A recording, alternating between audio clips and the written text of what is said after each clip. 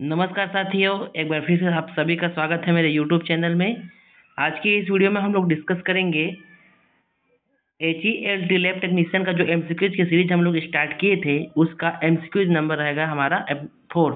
ठीक है, इससे पहले हम लोग 3 एमसीक्यूज कर चुके हैं, जिसमें मैं आप लोगों को एक एमसीक्यूज फिजिक्स का, एक एमसीक्यूज केमिस्ट्री का और एक एमसीक्यूज बायोलॉजी का कराया हूँ। ठीक है, हम लोग सब्जेक्ट वाइज कर रहे हैं। ठीक है, सभी का एक एक एमसीक्यू डाला है। आज हम लोग देखेंगे बायोलॉजी सब्जेक्ट का सेकंड एमसीक्यू या फिर एमसीक्यू नंबर 2। ठीक है, तो चलिए फिर बिना देरी किए हमारा वीडियो स्टार्ट करते हैं और देखते हैं हमारा आज का पहला प्रश्न।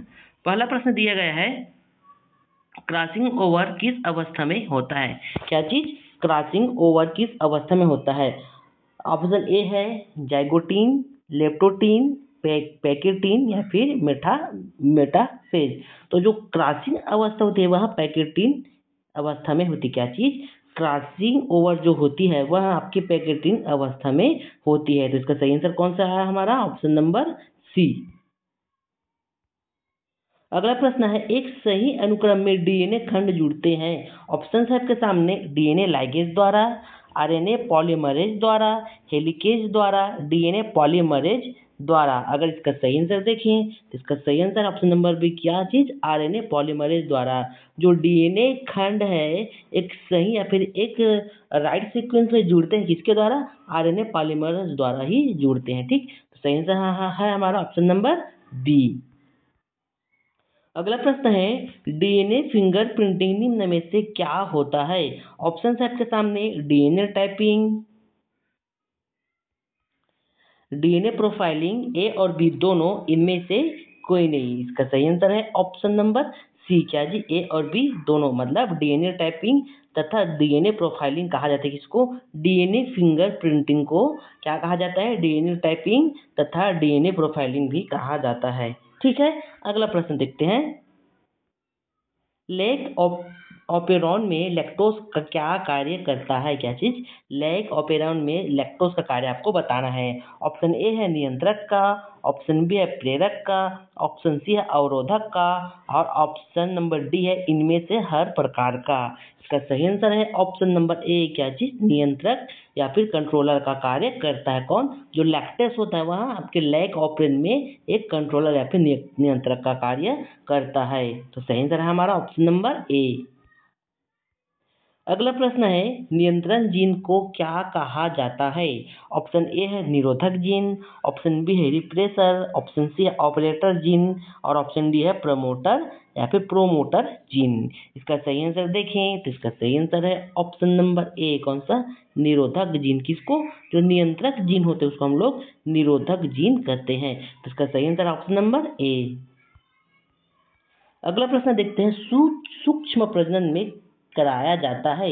ऑप्शन ए है अलैंगिक प्रजनन, ऑप्शन बी है समान आनुवंशिक गुण वाले पौधों का प्रजनन, ऑप्शन सी है लैंगिक प्रजनन और ऑप्शन डी है ए और बी दोनों। तो देखो, आपके सूक्ष्म प्रजनन में क्या कराया जाता है? अलैंगिक प्रजनन और समान आनुवंशिक गुण वाले पौधों के बीच प्रजनन कराया जाता है। ठीक, तो इसका सही आंसर आ जाएगा आपका ऑप्शन नंबर डी, ए और बी दोनों। ठीक है, इसमें आपका लैंगिक प्रजनन बस नहीं कराया जाता है। ठीक है, तो सही आंसर ऑप्शन नंबर डी। अगला प्रश्न है, प्रतिबंधन एंडोन्यूक्लियेज डीएनए के एक विशिष्ट शाखा अनुक्रम को पहचानते हैं। पहली ऑप्शन ए है पैलिंड्रामिक न्यूक्लियोटाइड अणुओं द्वारा, बीएनटीआर द्वारा, मिनी सैटेलाइट द्वारा या फिर इनमें से सभी। इसका सही आंसर देखिए तो इसका सही answer option number A, palindromic nucleotide अणुओं द्वारा पहचाना जाता है। किसको भाई? प्रतिबंधन एंडोन्यूक्लियेज डीएनए की एक विशिष्ट शाखा अनुक्रम को हम लोग पैलिंड्रामिक न्यूक्लियोटाइड अणुओं द्वारा पहचानते हैं। ठीक है, तो सही आंसर हमारा ऑप्शन नंबर ए। अगला प्रश्न है, डीएनए से एमआरएनए बनाने की क्रिया को क्या कहा जाता है? ऑप्शन ए है ट्रांसक्रिप्शन, ऑप्शन बी है रिप्लेक्शन, ऑप्शन सी है ट्रांसलेशन एंड ऑप्शन डी है इनमें से कोई नहीं। तो देखो, डीएनए से आरएनए बनाने की जो प्रक्रिया को है उसको हम लोग ट्रांसक्रिप्शन कहते हैं। ठीक है, तो इसका सही आंसर ऑप्शन नंबर ए। अगला प्रश्न है, न्यूक्लियोसाइड क्या है या फिर न्यूक्लियोसाइड है। ऑप्शन ए है नाइट्रोजन प्लस क्षारक प्लस शर्करा, ऑप्शन बी है नाइट्रोजन क्षारक शर्करा फास्फेट, और ऑप्शन डी है शर्करा प्लस फास्फेट, ऑप्शन डी है नाइट्रोजनी प्लस क्षारक प्लस फास्फेट। ठीक है, तो इसका सही आंसर देखिए, तो इसका सही आंसर ऑप्शन नंबर ए क्या चीज, नाइट्रोजन क्षारक और शर्करा को हम लोग क्या बोलते हैं, न्यूक्लियोसाइड बोलते हैं। तो सही आंसर ऑप्शन नंबर ए।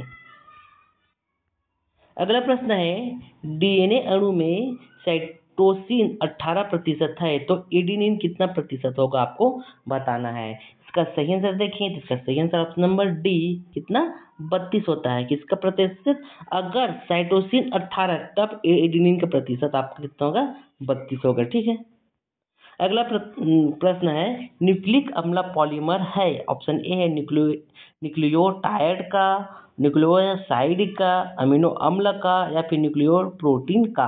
क्या चीज, क्या पूछा है आपको, न्यूक्लिक अम्ल पॉलीमर क्या है करके पूछा गया है। ठीक है, तो ये न्यूक्लियोटाइड का पॉलीमर है या फिर न्यूक्लियोसाइड का पॉलीमर है या फिर अमीनो अम्ल का पॉलीमर है या फिर न्यूक्लियो प्रोटीन का पॉलीमर है, आपको बताना है। इसका सही आंसर है ऑप्शन नंबर ए, कौन सा, न्यूक्लियोटाइड का पॉलीमर, कौन सा जी आपका जो न्यूक्लिक अम्ल है वहाँ। ठीक, तो सही आंसर ऑप्शन नंबर ए। अगला प्रश्न है, द्विनिश्रेषण की खोज की। ऑप्शन नंबर ए है स्ट्रॉसबर्गर ने, ऑप्शन नंबर बी है नोवासिन ने, ऑप्शन सी है रॉबर्ट हुक ने, एंड ऑप्शन डी है ल्यूमेनहॉक ने। तो देखो, द्विनिश्रेषण की खोज करने वाले जो व्यक्ति थे उसका नाम था आपका क्या चीज, नोवासिन ने द्विनिश्रेषण की खोज की थी। ठीक है, अगला प्रश्न है, निम्न में से असत्य फल किससे बनता है, क्या चीज, असत्य फल किससे बनता है, आपको बताना है। ऑप्शन ए है पुमंग से, ऑप्शन बी है पुष्पासन से, ऑप्शन सी है कार्पेल से, एंड ऑप्शन डी है जायांग से। इसका सही आंसर देखिए, तो इसका सही आंसर है पुष्पासन से। पुष्पासन से क्या बनता है, आपका असत्य फल बनता है। तो इसका सही आंसर कौन सा निकल का है, ऑप्शन नंबर बी। अगला प्रश्न देखते हैं, सत्य फल का निर्माण किससे होता है। अभी हम लोग क्या देखे थे, असत्य फल, और यहाँ पे क्या आपको बताना है, सत्य फल। तो सत्य फल का निर्माण किससे होता है। ऑप्शन ए है अंडाशय, ऑप्शन बी है पेटल, ऑप्शन सी है पुमंग, एंड ऑप्शन डी है बीजांड। इसका सही आंसर देखिए, तो इसका सही आंसर ऑप्शन नंबर ए, कौन सा, अंडाशय। तो सत्य फल का निर्माण होता है आपके अंडाशय से, और असत्य फल का किससे हुआ था, अभी मैं बताया था आप लोगों को, असत्य फल का हुआ था पुष्पासन से। ठीक, किससे होता है, अभी हम लोग देखें पुष्पासन से होता है। ठीक, अगला प्रश्न देखते हैं, चिरस्थायी बाह्य बाह्य दल निम्न में से किसमें पाया जाता है। ऑप्शन ए है बैगन, ऑप्शन बी है आम, ऑप्शन सी है कद्दू, और ऑप्शन डी है लीची। तो जो चिरस्थायी बाह्य दल है आपके पाया जाता है बैगन में। ठीक, तो सही आंसर ऑप्शन नंबर ए। अगला प्रश्न है, इनमें से किसका पुष्पासन खाया जाता है। ऑप्शन ए है शरीफा, ऑप्शन बी है सेब, ऑप्शन सी है नारंगी, एंड ऑप्शन डी है लीची। तो जो सेब का पुष्पासन है, किसका, सेब का पुष्पासन है, उसको हम लोग खा सकते हैं। तो सही आंसर ऑप्शन नंबर बी। गेहूं में परागण किसके द्वारा होता है। ऑप्शन ए है वाय, ऑप्शन बी है कीट, ऑप्शन सी है पक्षी, और ऑप्शन डी है मनुष्य। तो जो गेहूं में परागण होता है वहां वाय के द्वारा होता है, किसके, वाय। ठीक, अगला प्रश्न देखते हैं, बीजांड विकसित होकर क्या बनाता है। ऑप्शन ए है फूल, ऑप्शन बी है ऑप्शन ए है फल, ऑप्शन बी है फूल, ऑप्शन सी है बीज, और ऑप्शन डी है बीज पत्र। इसका सही आंसर देखेंगे, इसका सही आंसर ऑप्शन नंबर सी, क्या जी, बीज। क्या जी, बीजांड जो विकसित होकर क्या बनाता है, बीज बनाता है। अगला प्रश्न है, इनमें से कौन जंतु कोशिका में नहीं पाया जाता है। क्या पूछा गया, इनमें से कौन जो है जंतु कोशिका में नहीं पाया जाता। ऑप्शन ए है क्लोरोप्लास्ट, ऑप्शन बी है माइटोकॉन्ड्रिया, ऑप्शन सी है राइबोसोम, एंड ऑप्शन डी है गोल्जी बॉडी, या फिर जिसको गोल्जी काय बोलते हैं। ठीक, अगर इसका सही आंसर देखेंगे, इसका सही आंसर ऑप्शन नंबर ए, क्या चीज, क्लोरोप्लास्ट। क्लोरोप्लास्ट जो है जंतु कोशिका में नहीं पाया जाता है। अगला प्रश्न है, एनाट्रोपस बीजांड होता है सीधा, उल्टा, टेढ़ा, या फिर इनमें से कोई नहीं। तो जो एनाट्रोपस बीजांड होता है वह आपका होता है उल्टा। क्या होता है, उल्टा। इसका सही आंसर क्या है, ऑप्शन नंबर बी। अगला प्रश्न देखते हैं, इनमें से कौन पौधा जलोविद है? क्या जी, इनमें से कौन सा पौधा जलोविद है? ऑप्शन ए सिंघाड़ा, ऑप्शन बी है नागफनी, ऑप्शन सी है शीशम और ऑप्शन डी है एकेसिया। इसका सही आंसर देखें, इसका सही आंसर है ऑप्शन नंबर ए सिंघाड़ा। अगला प्रश्न है, भ्रूणपोष वाले बीजों को क्या कहा जाता है? क्या चीज? भ्रूणपोष वाले बीजों को क्या कहा जाता है? एपोकार्पिक, बहुभ्रूणता, एंडोकार्पिक या फिर एंडोस्पर्मिक। तो जो भ्रूणपोष वाले पौधे होते हैं उसको हम लोग क्या बोलते हैं? एंडोस्पर्मिक बोलते हैं। तो इसका सही आंसर ऑप्शन नंबर डी।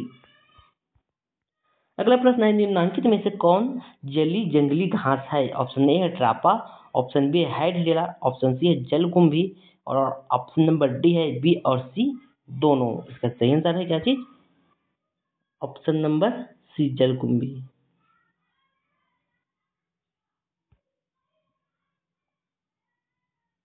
अगला प्रश्न देखते हैं, वायु परागण किसमें नहीं होता है? ऑप्शन ए है घास में, ऑप्शन बी है मक्का में, ऑप्शन सी है गेहूं में और ऑप्शन डी है सेल्विया में। तो वायु परागण जिसमें नहीं होता है वह है आपका ऑप्शन नंबर डी सेल्विया। सेल्विया में आपका वायु परागण नहीं होता है। अगला प्रश्न है, निम्नलिखित में से किस पौधे में स्वपरागण होता है? ऑप्शन ए है एक लिंगी में, ऑप्शन बी है द्विलिंगी में, ऑप्शन सी है ए तथा बी दोनों में, ऑप्शन डी है किसी में नहीं। का सही आंसर ऑप्शन नंबर बी क्या है जी? द्विलिंगी में। द्विलिंगी पौधे में क्या होता है? आपका स्वपरागण होता है। अगला प्रश्न है, अगुणित भ्रूणपोष निम्नलिखित में से किसकी विशेषता है? आवृतबीजी, अनावृतबीजी, फफूंद या फिर शैवाल। इसका सही आंसर है ऑप्शन नंबर बी क्या जी? अनावृतबीजी। अनावृतबीजी का विशेषता है। ठीक है, अगला प्रश्न देख लेते हैं, निम्न में से किसमें जल द्वारा परागण होता है? ऑप्शन ए है जलकुंभी में, ऑप्शन बी है कमल में, ऑप्शन सी है हाइड्रिला में और ऑप्शन डी बी एवं सी दोनों में। इसका सही आंसर है ऑप्शन नंबर ए कौन सा? जलकुंभी में। अगला प्रश्न है, भ्रूण कोश की सेंट्रल कोशिका है? ऑप्शन ए प्रारंभिक केंद्रक, ऑप्शन बी है द्वितीयक केंद्रक, ऑप्शन सी है सहायक केंद्रक और ऑप्शन डी ए और बी दोनों। तो देखो, जो भ्रूण कोश की सेंट्रल कोशिका होती है वहां होती है उसकी द्वितीयक केंद्रक को कहते हैं। तो सही आंसर ऑप्शन नंबर बी। अगला प्रश्न है, निम्न में से कौन एक लिंगी है? क्या चीज? निम्न में से कौन एक लिंगी है आपको बताना है। ऑप्शन ए है सरसों, ऑप्शन बी है गुड़हल, ऑप्शन सी है पपीता और ऑप्शन डी है इनमें से कोई नहीं। इसका सही आंसर ऑप्शन नंबर सी पपीता जो होता है क्या चीज? एक लिंगी होता है। तो सही आंसर ऑप्शन नंबर सी। अगला प्रश्न है, किस फल का बीज चोल खाया जाता है? ऑप्शन ए है जायफल, ऑप्शन बी है लीची, ऑप्शन सी है शरीफा और ऑप्शन डी है इनमें से सभी। इसका सही आंसर है ऑप्शन नंबर कौन सा? बी लीची। अगला प्रश्न है, परागकण मुख्यतः है स्पोरोफाइट युग्मक, नर युग्मक या फिर इनमें से कोई नहीं। तो जो परागकण होते हैं वह मुख्यतः एक नर युग्मक होता है। क्या चीज? नर युग्मक होता है। तो सही आंसर हमारा ऑप्शन नंबर सी। अगला प्रश्न है, परागभिति होती है एक स्तरीय, दो स्तरीय, त्रिस्तरीय या फिर कई स्तरीय या फिर इसी को हम बोल सकते हैं बहुस्तरीय। इसका सही आंसर देखें तो इसका सही आंसर है ऑप्शन नंबर बी द्विस्तरीय। परागभिति क्या होती है भाई? आपकी द्विस्तरीय होती है। अगला प्रश्न है, परागकण हो सकते हैं गैमेटोफाइट, सजावटी, एलर्जी कारक, इनमें से सभी। इसका सही आंसर देखें, इसका सही आंसर ऑप्शन नंबर सी क्या चीज? एलर्जी कारक होते हैं। कौन? परागकण क्या होते हैं? आपके एलर्जी कारक होते हैं। अगला प्रश्न देखते हैं, वायु परागित पुष्प सामान्यतः होते हैं आकर्षक, छोटे, रंगहीन, बी और सी दोनों। इसका सही आंसर देखें तो इसका सही आंसर ऑप्शन नंबर डी क्या चीज? बी और सी दोनों। इसका मतलब क्या निकल के आया? जो वायु परागित पुष्प होते हैं वहां छोटे होते हैं तथा रंगीन होते हैं। अगला प्रश्न है, एनिमोफिली नामक परागण किसके द्वारा होता है? ऑप्शन ए है चिड़िया, ऑप्शन बी है चमगादड़, ऑप्शन सी है घोंघा और ऑप्शन डी है हवा। तो देखो, जो एनिमोफिली नामक परागण होता है वह आपके वायु या फिर हवा के द्वारा होता है। तो सही आंसर आपका ऑप्शन नंबर डी। अगला प्रश्न है इंटोमोफिली नामक परागण किसके द्वारा होता है? ऑप्शन ए है चिड़िया, ऑप्शन बी है चमगादड़, ऑप्शन सी है हवा और ऑप्शन डी है कीड़ा। तो जो इंटोमोफिली परागण होता है आपके कीड़ा के द्वारा होता है। इसका सही आंसर ऑप्शन नंबर डी। अगला प्रश्न है प्रत्येक पादप कोशिका से पूर्ण पौधा बन सकता है, इस गुण को हम लोग क्या कहते हैं? क्लोनिंग, सोमा क्लोनल, टोटिपोटेंसी या फिर इनमें से सभी। तो देखो कि इसमें क्या आएगा आंसर, प्रत्येक पादप कोशिका से पूर्ण पौधा बन सकता है। तो इस गुण को हम लोग क्या बोलते हैं टोटिपोटेंसी बोलते हैं। क्या चीज? टोटिपोटेंसी। तो इसका सही आंसर ऑप्शन नंबर सी। अगला प्रश्न है प्रोटोप्लास्ट कल्चर का फ्यूजोनेन क्या है? ऑप्शन ए तरल nitrogen, option B PEG, option C है लैक्टिक अम्ल और ऑप्शन डी है इनमें से सभी। तो इसका सही आंसर देखें तो इसका सही आंसर है पीईजी। किसका? प्रोटोप्लास्ट कल्चर का फ्यूजोनोन को हम पीईजी बोलते हैं। अगला प्रश्न देखते हैं कमल में परागण होता है जल द्वारा, वायु द्वारा, कीट द्वारा या फिर इनमें से सभी द्वारा। कमल जल में रहता है भैया ना, तो जल के द्वारा ही होगा। तो सही आंसर ऑप्शन नंबर ए। अगला प्रश्न है पराग से अगुणित पौधे का विकास कहलाता है क्या चीज? पराग से अगुणित पौधे का विकास क्या कहलाता है? ऑप्शन ए है इमेस्कुलेशन, पार्थिनोका, एंड्रोजेनेसिस या फिर सोमेटिक हाइब्रिडाइजेशन। इसका सही आंसर देखेंगे तो इसका सही आंसर ऑप्शन नंबर डी। क्या चीज? Somatic hybridisation. क्या चीज? पराग से अनुगुणित पौधे का विकास। अगला प्रश्न है पुष्प बंद रहते हैं डिक्लिनी में या फिर क्लिस्टोगेमी में या पुष्प जो बंद रहता है उसको पूछा गया है। ठीक, डिक्लेनी, क्लिस्टोगेमी, डाइकोगेमी या फिर इनमें से कोई नहीं। इसका सही आंसर है ऑप्शन नंबर बी। क्या चीज? क्लिस्टोगेमी। पुष्प बंद रहता है किसमें? क्लिस्टोगोमी में। अगला प्रश्न देखते हैं आवृत्ति बीजी में कौन सी संरचना नहीं मिलती है? ऑप्शन ए है आर्किगोनियन, ऑप्शन बी है अंडक, ऑप्शन सी है परागकोश और ऑप्शन डी है गुरु युग्म कोदभिद। क्या चीज? गुरु युग्म कोदभिद। इसका सही आंसर देखेंगे तो इसका सही आंसर है आपका ऑप्शन नंबर ए। क्या चीज? आर्किगोनियन। आर्किगोनियन संरचना नहीं मिलती किसमें? आवृत्ति बीजी में। अगला प्रश्न है सामान्य आवृत्ति बीजी भ्रूण कोष होता है एक कोशिकीय, द्विकोशिकीय, पांच कोशिकीय या फिर सात कोशिकीय। तो जो सामान्यता आवृत्ति बीज भ्रूण कोष होती है वह सात कोशिकीय होती है। तो इसका सही आंसर कौन सा निकल गया आपका? Option number D. अगला प्रश्न है बीजांड के वृत्त को क्या कहते हैं? फिनिकल, किरणकल, न्यूसेलस या फिर पेडिसिल। तो जो बीजांड के वृत्त होते हैं उसको हम लोग क्या बोलते हैं? फिनिकल बोलते हैं। तो इसका सही आंसर ऑप्शन नंबर ए। अगला प्रश्न देखते हैं निषेचन के पश्चात बीजांड परिवर्तित होता है मध्य आवरण में, बीज में, भ्रूण में या फिर भ्रूण पोष में। तो जो निषेचन के पश्चात बीजांड परिवर्तित होता है बीज में परिवर्तित होता है। तो इसका सही आंसर ऑप्शन नंबर बी। अगला प्रश्न है अनिषेक जनन सामान्यता मिलता है अंगूर में, आम में, नींबू में या फिर लीची में। तो जो अनिषेक जनन है वो सामान्यता आपके अंगूर में मिलता है। तो सही आंसर है इसका ऑप्शन नंबर ए। अगला प्रश्न देखते हैं आर्थोटोपस बीजांड में बीजांड द्वारा तथा निभाग होते हैं बीजांड वृत्त से तिरछे, बीजांड वृत्त से 90 अंश पर, बीजांड वृत्त से सीधी रेखा पर या फिर बीजांड वृत्त के समानांतर। क्या पूछा गया आपको कि आर्थोटोपस बीजांड क्या जी? ये वाला है ना आर्थोटोपस बीजांड बीजांड द्वार तथा निभाग होते हैं। ठीक, मतलब इसके किस साइड होते हैं आपको बताना है। इसका सही आंसर देखिए इसका सही आंसर ऑप्शन नंबर सी बीजांड वृत्त के सीधी रेखा में होती है। अगला प्रश्न देखते हैं बीजांड में अर्धसूत्री विभाजन होता है बीजांडाय में, गुरु बीजाणु मातृ कोशिका में, गुरु बीजाणु में, आर्की स्पोरियम में। तो जो बीजांड में जो अर्धसूत्री विभाजन होता है वह आपका होता है गुरु बीजाणु मातृ कोशिका में। ठीक, तो इसका सही आंसर ऑप्शन नंबर बी। अगला प्रश्न है किसने सिद्ध किया कि कोशिका टोटिपोटेंट होती है?